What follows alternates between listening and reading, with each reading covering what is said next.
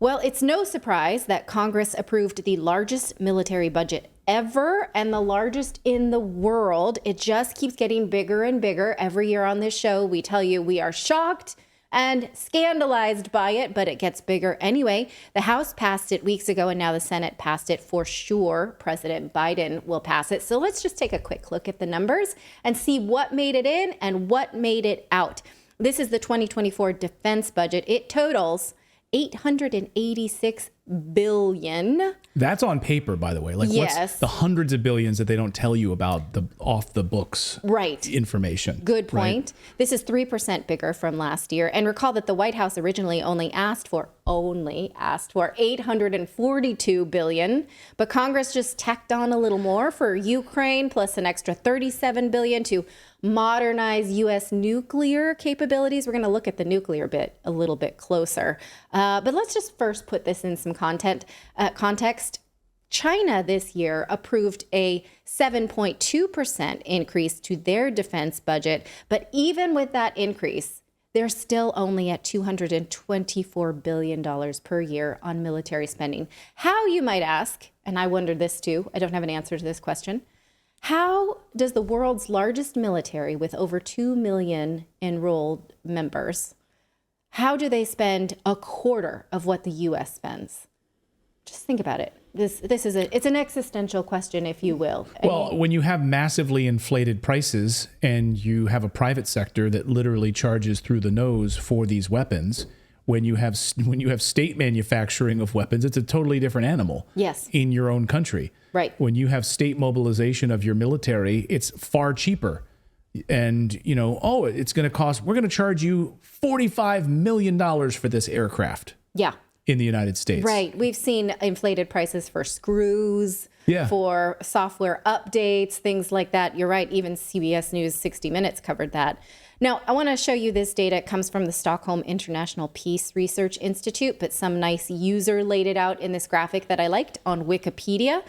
Almost all of the world's military spending comes from the West. The United States makes up a large portion of it, but here at the bottom it says other NATO, as if the United States is not also paying into that. So I would say other NATO. For the United States, we're paying for about 90% of everything you see there that is blue. And then look at the rest of the world. It's like this. Now, are we winning with all of that military spending? I leave that to you. So winning what? Right? Like, what are we exactly winning? Russia has literally beat, I guess profits. Yeah. They've literally beat NATO. I mean, all of NATO has funneled all of these weapons into Ukraine, and Russia has beat all of them. So what exactly are they winning right now? It's a good question. Right. Okay. So again, we told you about how China is increasing 7% and still keeping their numbers down. We're in debt. If we could just take the two shot here, we have this debt clock. Yeah. And so even with all of this debt, we are A-okay to increase our budget for a smaller military. Do those numbers make sense to you? Just, now, remember last year when we warned you that we could get close to a $1 trillion per year defense bill? We're almost there, right? Last year, we were absolutely scandalized that the budget was $847 billion, and that was $45 billion more than that administration had even asked. So here we go. They just keep magically saying, take more, we need it.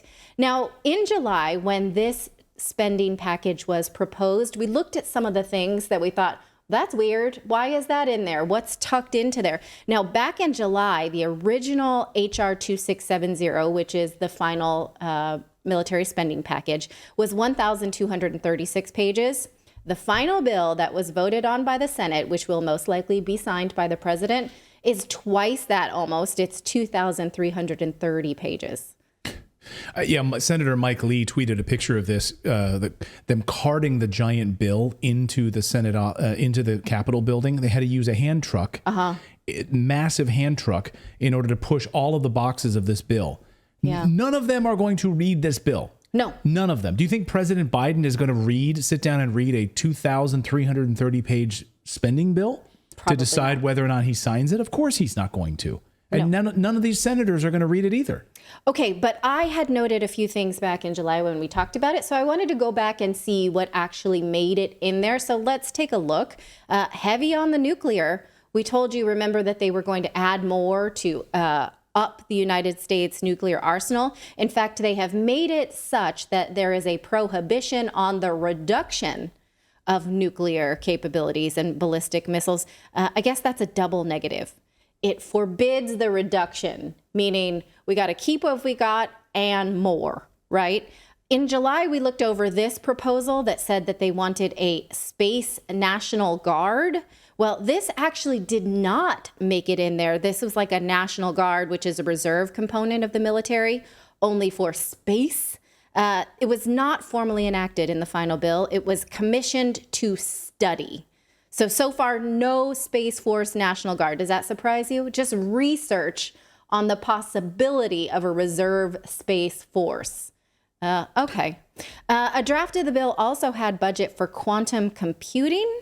You remember this? We discussed what that would mean, whether it would mean like space-time continuum or fun stuff like that. Well, this too was only commissioned as a research project, so it's not currently a military priority.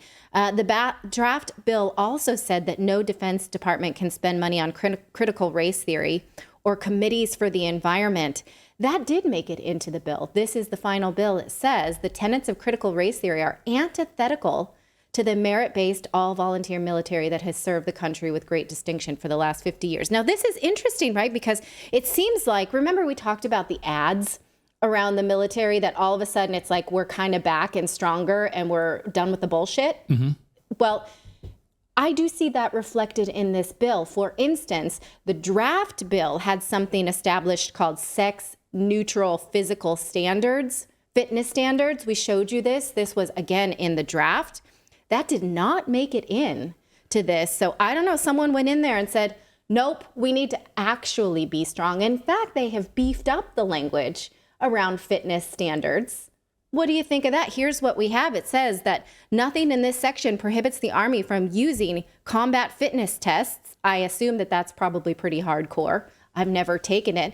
And in fact, it says down below that certain commanders can require higher standards than what the Army already has. So are we getting back in shape? Is this what Clayton calls in superhero movies our training montage? Maybe. Where we're like, hey, no more critical race stuff, no more gender neutral fitness stuff. We got to stop this shit and be strong again. Yeah, we've lowered our fitness standards for years. Yeah. We've allowed diversity and inclusivity and all of this stuff. And now things like they're going backwards on this, which is great. And wow, we can actually have physical fitness again in our United States military. And so think of this. It says a commander can actually require more. Like the minimum push-ups is 100, but I'm not taking anyone into battle without 200. They can do that. Good for them. That's interesting. But if they do that, they'll probably get fired. So they're probably going to just stick with the bare minimum. Because it's written here. Why would they? It's written there, but you know what the culture is like right now. The culture is such that if you push people in that way, you're not going to hit your recruitment standards. Well, if let's people think keep about that. failing through your recruitment standards, you keep John. We want to talk to you because we notice your outfit, your training. Yeah, we need 50 recruits, and you keep only passing 25. That's going to be a problem. We need to hit our recruitment goals, and you're too tough. Perhaps. I can see this happening, but maybe not. Maybe things will change. Okay, I think that, unless it's litigated, and do people often litigate failing out of the Army? No, you can't. I mean, as far as I know, I don't think that's possible, but right? Yeah, they're protected. Okay. Lastly, we had talked about the budget that was there to combat the fentanyl crisis. It does not, the new budget, hold any pharmaceutical companies accountable or say that we're breaking into their offices with armies. What it does say is that we are going to work with Mexico and Canada and monitor the southern border. So there is money for research and collaboration on the southern border. How much is that going to help? I don't know. It's basically work with them, come up with some plans. And finally, the bill specifically names the enemies it has their eyes on, a plan to mitigate disinformation from these two malign influence. It's Russia and China, as you can see there. There are many paragraphs about Russian interference in politics, despite the fact that the Justice Department debunked that in a special counsel just this year. We're still going after it. They want regular updates about maligned influence of Russia and China. Of course, we're not saying that this bill is unnecessary or that the military is superfluous or wasted energy. What we are saying is that this is clearly a rapid expansion of the military-industrial complex for a country that is increasing its debt ceiling so often. So you can read it for yourself. We link to it in the newsletter, the actual text, not the news about it.